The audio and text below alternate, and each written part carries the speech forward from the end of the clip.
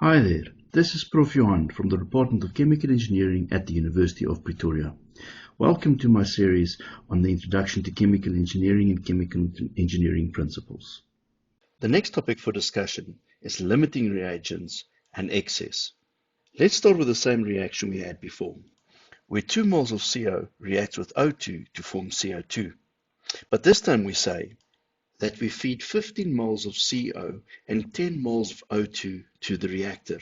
Now the question is, if this reaction takes place, will it take place to completion? And if it does take place to completion, which reactant will be used up first? Let's assume the reaction goes to completion. Which reactant will be used up first? This can easily be calculated by extent of reaction.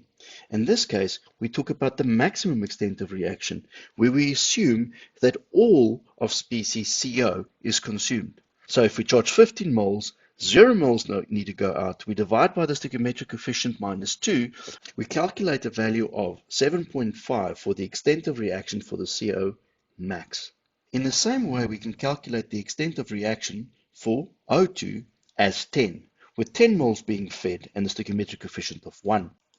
Now, just quickly doing the calculation in your head, if we would have fed 10 moles of O2, we would have needed 2 times the 10 moles of CO to be fed. Remember, the stoichiometric coefficient of our reaction is 2 moles of CO per mole O2.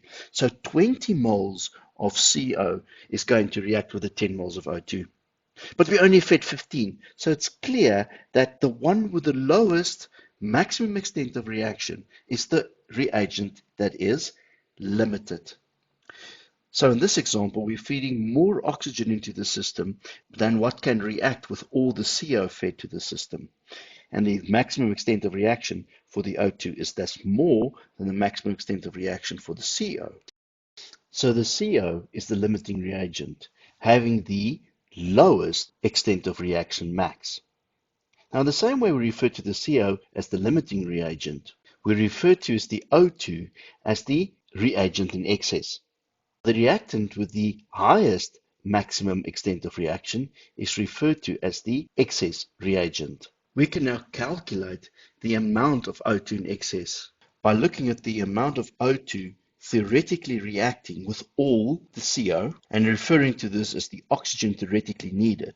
This is subtracted from the amount of oxygen fed and divided by the amount of O2 theoretically needed, multiplied by 100 to give us the percentage excess. So basically, we see how much O2 is needed to react with all the CO. We subtract that from the amount of O2 being fed and divide it by the theoretical amount of O2 needed to get an excess, more than what is needed fed to the reactor. So in general, we then write this equation based on the excess reagent and how much is theoretically needed of it. So we can write this equation in the general form as the excess reagent in minus the excess reagent theoretically needed divided by the excess reagent theoretically needed.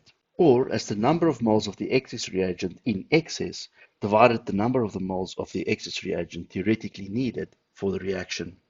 We can also express this percentage excess in terms of the number of moles of the excess reagent in minus the moles of the excess reagent that should have reacted, which is given by epsilon max of the limiting reagent multiplied by the stoichiometric coefficient of this excess reagent divided by the same quantity, the maximum extent of reaction for the limiting reagent multiplied by the stoichiometric coefficient of the reagent in excess.